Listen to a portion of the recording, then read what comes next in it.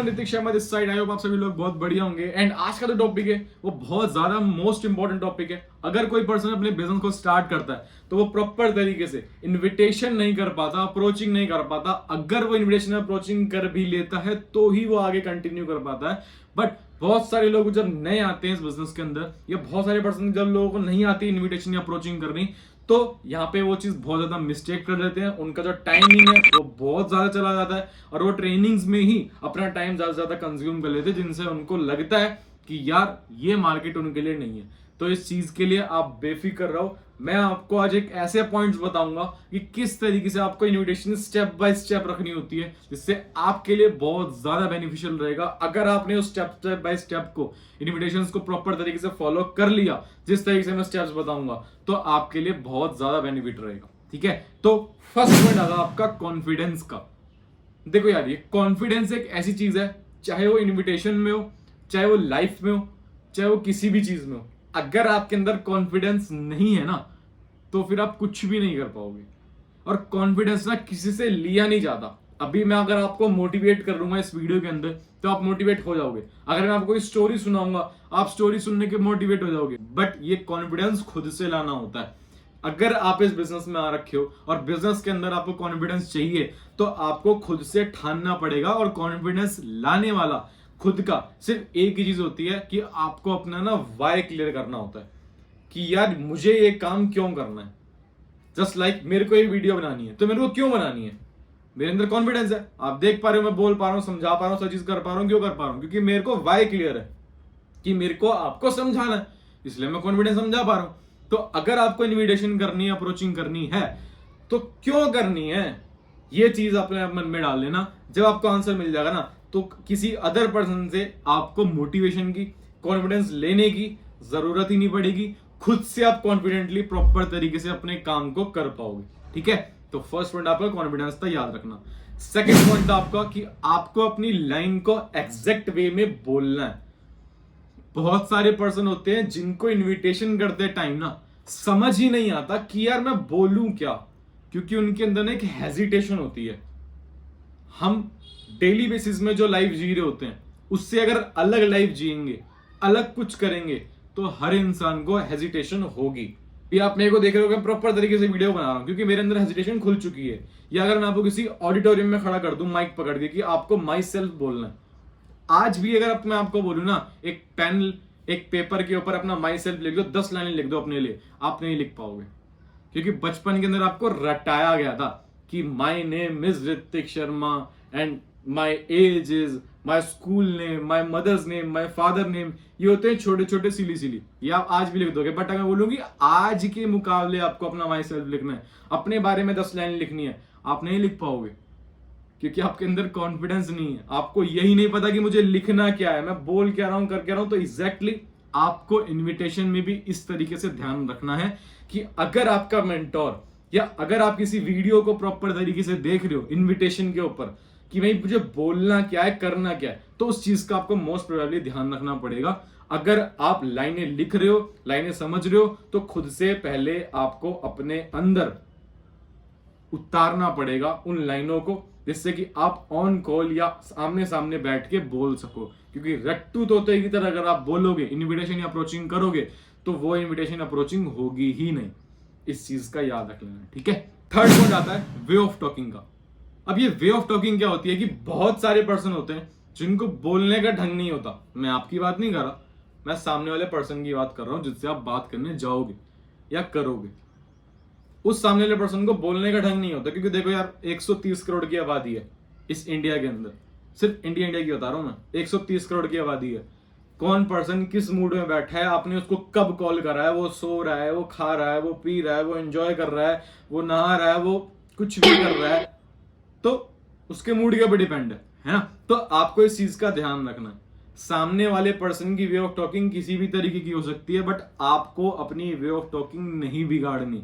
अगर आपने यहाँ पे अपना वे ऑफ टॉकिंग बिगाड़ दिया, तो आपकी जो ह्यूमैनिटी है वो बेकार दिखाई जाएगी। मतलब सामने वाला पर्सन देख लेगा और वो आपका बंदा कैंसिल हो सकता है। क्या पता वो बाद में जाके मोल्ड भी हो जाए, बट वो कैंसिल हो जाएगा उस टाइम पे। तो आपको जिसका याद रखना है, अपनी वे ऑफ टॉकिंग को प्रॉपर रखना है। अगर सामने वाला बंदा जल्दबाजी में, तो उसे जल्दबाजी में बात करनी है। अगर सामने वाला बंदा तसल्ली से बात करने के लिए बैठा है तो आप उसे तसल्ली से बात करो।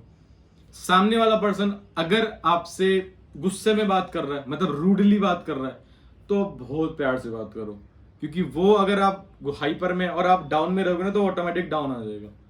और अगर सामने वाला पर्सन आपसे हंसकर बात कर रहा है, हंसी मजाक कर रहा है, तो आप हंसी मजाक में बात कर लो। मतलब कि एक पानी की तरह जिस भी बर्तन में डालें पानी ढल जाता है, चाहे वो प्लेट हो, चाहे वो चम्मच हो, चाहे वो कटोरी हो, चाहे वो गिलास हो, चाहे वो टब हो, चाहे वो बाल्टी हो, चाहे वो कुछ भी हो, चाहे वो पाइप हो, किसी भी वे में डालते हैं पानी को तो वो ढल जाता है। तो आपको भी इसी तरीके से अपनी इनविटेशन को, अपनी कन्वर्सेशन को रखना पड़ेगा, जिससे आपकी कम्युनिकेशन बिल्ड होगी, आपको लोगों से बात करने का तरीका पता लग पाएगा, किस पर्सन से कैसे बात करनी होती है, और आपका जो सबकॉन्शियस माइंड है वो आपको टारगेट करता रहेगा कि यार ये पर्सन से ऐसे बात करनी, इस पर्सन से ऐसे बात करनी, क्योंकि प्रैक्टिस ना मोस्ट इंपॉर्टेंट होती है। ठीक है, तो इस चीज का याद रखना, वे ऑफ टॉकिंग आपको अपनी प्रॉपर तरीके से रखनी है। Next point is keep it short. अब कीप इट शॉर्ट मैंने आपको इसलिए बोला कि जितनी छोटी इनविटेशन, जितनी छोटी अप्रोचिंग आप अपनी रखोगे तो आपके लिए बेटर रहेगा। मैं एक एग्जांपल के तौर पर समझाता हूं। आपके घर में शादी, आपके घर में शादी है आपकी सिस्टर की, आप किसी रिलेटिव के घर पे गए हो अपना कार्ड देने, अपनी बहन का, ठीक है, अपनी बहन की शादी का कार्ड देने गए हो कि मेरी बहन की शादी है, तो क्या आप वहां पे 2 दिन रुक के आते हो? नहीं ना। आप क्या करते हो, जाते हो कि मेरी बहन की शादी है, विद फैमिली आपको आना है, चाय नाश्ता करते हो और खड़े होके अपने दूसरी डेस्टिनेशन पे चले जाते हो जहां आपको कार्ड देना होता है। या फिर आप वहां जाते हो और 2-3 दिन तक रुके रहते हो? नहीं ना। जितनी जल्दी आप कार्ड दे सकते हो उतनी जल्दी आप वहां से निकलने की कोशिश करते हो, क्योंकि आपको और लोगों को भी कार्ड देना होता है। सेम एज इट इज यहां पर भी होता है। अगर आप अपनी इनविटेशन करने बैठे हो ना, अगर जस्ट एन एग्जांपल आपके पास 30 कॉन्टैक्ट नंबर हैं जिनको आपको कॉन्टैक्ट करना है, किसी तरीके से अप्रोच करना है, तो आप 1 घंटा एक कॉल पे नहीं लगा सकते। इस चीज का याद रखना। मैक्स टू मैक्स अगर मैं आपको बोलूं तो अपनी इनविटेशन को 3 मिनट या 2 मिनट की रखना। 3 मिनट या फिर 2 मिनट, इससे ज्यादा तो बिल्कुल मत रखना। और हाँ, अगर आप ये चाहते हो कि आपकी पहली ही कॉल रिलेशन बिल्डिंग की तरह हो, तो सामने वाले के ऊपर भरोसा करता है। अगर सामने वाला पर्सन आपसे प्रॉपर तरीके से रिलेशन बिल्डिंग करना चाह रहा है, आपसे तसल्ली से बात करना चाह रहा है, तो अपनी इनविटेशन को 7, 8 मिनट, 10 मिनट भी कर सकते हो। बट ये बहुत ज्यादा रेयर चीज, मतलब केसेस में होता है। तो आपको अपनी इनविटेशन को शॉर्ट रखना है और सिंपल रखना है, सिंपल एंड शॉर्ट। जैसे कि भी आपको सारी चीज समझा रहा हूं, ये वीडियो बहुत शॉर्ट होगी, बट आपको प्रॉपर तरीके से पता लग जाएगा कि इनविटेशन किस तरीके से स्टेप बाय स्टेप की जाती है, किन किन पॉइंट्स का याद रखना होता है अपनी इनविटेशन को करते टाइम, कि हाँ मेरे को ये पॉइंट्स याद रखने हैं जिससे कि मैं अपनी इनविटेशन को प्रॉपर तरीके से बिल्ड करूं। ठीक है, तो अपनी इनविटेशन को जितनी जल्दी शॉर्ट रख पाओ उतना ज्यादा आपके लिए बेटर रहेगा। नेक्स्ट पॉइंट इज, आपको ना सामने वाला पर्सन अगर कुछ क्वेश्चन पूछता है, जस्ट एन एग्जांपल कि मैंने आपको कॉल किया और आपने उस कॉल पे मेरे से पूछा कि यार ये मार्केटिंग तो नहीं है, जस्ट लाइक डिजिटल मार्केटिंग तो नहीं है। मैं किसी चीज को मतलब वो नहीं बोल रहा, मैं नॉर्मली एक चीज बता रहा हूँ एग्जांपल के तौर पे कि यार ये डिजिटल मार्केटिंग तो नहीं है, तो मैं उससे क्या बोलूंगा? हाँ ये डिजिटल मार्केटिंग है? नहीं। अगर मैं एक बिगिनर हूं, मुझे कोई क्वेश्चन का आंसर नहीं पता और सामने वाले कस्टमर ने मेरे से कुछ क्वेश्चन पूछ लिया, तो मेरे को उस क्वेश्चन का आंसर नहीं देना, मुझे उस क्वेश्चन में से ही एक क्वेश्चन बना के सामने वाले के सामने पेश कर देना कि आप डिजिटल मार्केटिंग के बारे में जानते हो। XYZ आपके सामने पर्सन कुछ भी क्वेश्चन पूछे, आपको उसका आंसर नहीं पता, ये बिगिनर्स के लिए बहुत ज्यादा इंपॉर्टेंट चीज है। अगर आपको सामने वाले पर्सन का क्वेश्चन का आंसर नहीं पता, तो उसी के क्वेश्चन को घुमा के उसके सामने डाल दो कि आपको पता है डिजिटल मार्केटिंग क्या होती है? यार आईफोन है क्या? आपको पता है कि आईफोन क्या होता है? यार कैमरा है क्या? आपको पता है कि कैमरा क्या होता है? इन्विटेशन कर रहे हो क्या? आपको पता है कि इन्विटेशन क्या होता है? ये जैसे मैं एग्जांपल बता रहा हूं, तो आपको इस तरीके से, मतलब सामने से तीर ऐसे आ रहा है तो आपको ऐसे घुमा के सामने उसको दे देना कि लो अब आप मुझे इसका आंसर बताओ। इससे क्या होगा, सामने वाले पर्सन को ये लगेगा कि आप बहुत ज्यादा अपॉर्चुनिटी पर्सन हो, बहुत ज्यादा क्वालिफाइड हो, क्योंकि आप ही का क्वेश्चन आप पे ही डाल दिया। तो यहां पे हमने शार्प माइंड खेला, क्योंकि कभी भी अगर आप मार्केट के अंदर हार्ड वर्क करोगे तो हार्ड वर्क वाले पर्सन को सिर्फ हार्ड वर्क ही मिलता है, स्मार्ट वर्क करने का मौका नहीं मिलता। अगर आप अपने आप को जितना शार्प, जितना स्मार्ट वर्क करवा सकते हो, उतना आपके लिए बेनिफिट रहेगा। क्योंकि अगर आने वाले टाइम पे अगर आप हार्ड वर्क करते रहोगे तो आप एक नॉर्मल पर्सन कहलाओगे, स्मार्ट वर्क करने वाले पर्सन नहीं कहलाओगे। तो चीज का याद रखना, अपने माइंड को जितना शार्प कर सकते हो, अपनी स्किल्स को जितना इंप्रूव कर सकते हो, उतना आपके लिए बेटर रहेगा। ठीक है, next point, choice of time. अब चॉइस ऑफ टाइम का जो पॉइंट है ना, ये बहुत ज्यादा इंपॉर्टेंट है। बहुत सारे पर्सन यहाँ पे बहुत ज्यादा गलती करते हैं, यहाँ पे अपना वो टाइम ना बहुत ज्यादा वेस्ट कर देते हैं इस चीज में। तो आप अगर बिगिनर हो तो इस चीज को बहुत ज्यादा ध्यान से समझना। देखो, बहुत सारे पर्सन होते हैं, सपोज जस्ट लाइक मैंने आपको कॉल किया, आप सो रहे हो, 3 बज रहे हैं, 3 बजे मैंने आपको कॉल किया कि हेलो आप राकेश बात कर रहे हो, तो आपने क्या बोला, हाँ हाँ मैं राकेश बात कर रहा हूँ। अच्छा, आपने ना एक फॉर्म सबमिट किया था, या आपने मेरे व्हाट्सएप पे मैसेज किया था, या आपने मुझे मेल किया था, एक्स जो भी आपके पास पर्सन मतलब जनरेट हो जाओ किसी भी सोशल मीडिया प्लेटफॉर्म के थ्रू, तो आपने उस तरीके से बोला, ठीक है, अपनी पिचिंग लाइन पे। तो सामने वाला पर्सन बोलेगा मैं सो रहा हूं। यार सो रहे हो, हाँ देखो आपके पास या तो सबसे पहली चीज बोल सकते हो कि आपके पास टाइम है मेरे से बात करने का ही नहीं, क्योंकि अगर आपने स्टार्टिंग में चीज पूछ ली तो आपके लिए बेटर रहेगा, आपका टाइम बचेगा, आप उस पर मार्क कर सकते हो, उसको दोबारा रिकॉल कर सकते हो इवनिंग में, नेक्स्ट डे, जैसे भी। ठीक है, और अगर वो पर्सन आपकी सुने जा रहा है, सुने जा रहा है, सुने जा रहा है, जो आप बता रहे हो, जो आप समझाना चाह रहे हो, आपसे बात कर रहा है सोते सोते, और आपको एंड में बोलता है कि यार मैं सो रहा हूं, मैं आपको बाद में बात करूंगा या बाद में जवाब दूंगा, तो यहां पे आपका उसने टाइम वेस्ट कर दिया। तो आपको सिंपल सी एक बात करनी है, जस्ट एन एग्जांपल कि आपने मुझे 6 बजे का टाइम दिया, या बड़े प्यार से आपको ये चीज बोल दूंगा कि यार देखो 6 बजे का टाइम तो मेरे पास नहीं है, मैं आपको 5 बजे तक का टाइम दे देता हूं, क्योंकि अगर मेरे पे पॉसिबिलिटी रही तो ही मैं आपसे शाम को 5 बजे भी बात कर पाऊंगा, क्योंकि अगर मेरे पास सीट्स फुल हो गई तो मैं आपका रजिस्ट्रेशन या मैं आपके साथ आगे कंटिन्यू वर्क या समझाना वो मैं नहीं कर पाऊंगा। सिंपल सी बात, सामने वाले पर्सन के टाइम को एक्सेप्ट करना है एंड अपना टाइम बताना है, जिससे कि वो आपको समझ सके और आप उसे समझ सको। यहाँ पे आपका एक कनेक्शन हो जाता है रिलेशन बिल्डिंग का, जिससे सामने वाला पर्सन आपकी रिस्पेक्ट करता है, एक अथॉरिटी देखता है और एक अपॉर्चुनिटी देखता है। ठीक है, नेक्स्ट पॉइंट इज अर्जेंसी। अगर आपने प्रॉपर पूरी कॉल खत्म कर दी या पूरी इनविटेशन, पूरी अप्रोचिंग खत्म कर दी और आपने अपनी अर्जेंसी को नहीं दिया उस कॉल में, उस कन्वर्सेशन में, तो आपके लिए बहुत ज्यादा प्रॉब्लम हो सकती है इस चीज की, क्योंकि अर्जेंसी मोस्ट इंपॉर्टेंट चीज है। मैंने लास्ट वीडियो में भी बताया था आपने कि अर्जेंसी को आपको साथ लेकर चलना है। अगर आप मार्केट में बैठे हो तो अगर सामने वाला पर्सन अर्जेंसी क्रिएट कर दी, मतलब आपने सामने वाले पर्सन के माइंड में अर्जेंसी क्रिएट कर दी, तो वो आपके मुताबिक चलेगा, बट उसके माइंड में ये रहेगा कि वो अपने मुताबिक चल रहा है। तो अर्जेंसी क्रिएट करनी है बहुत शार्प तरीके से, और शार्प तरीके से कुछ नहीं होता, अपनी स्किल्स को इंप्रूव करना होता है, प्रॉपर सीधे सीधे सिंपल वे में बात करनी होती है, एक तो ऑटोमेटिक अर्जेंसी क्रिएट हो जाती है। जस्ट एन एग्जांपल, मैंने आपको भी थोड़ी देर पहले भी बताया कि अगर सामने वाला पर्सन 6 बजे तक के लिए बोल रहा है, तो मैंने आपको बोला कि मेरे पास 5 बजे तक का टाइम है, बट अगर सीट फुल हो गई तो मैं आपसे कन्वर्सेशन नहीं कर पाऊंगा।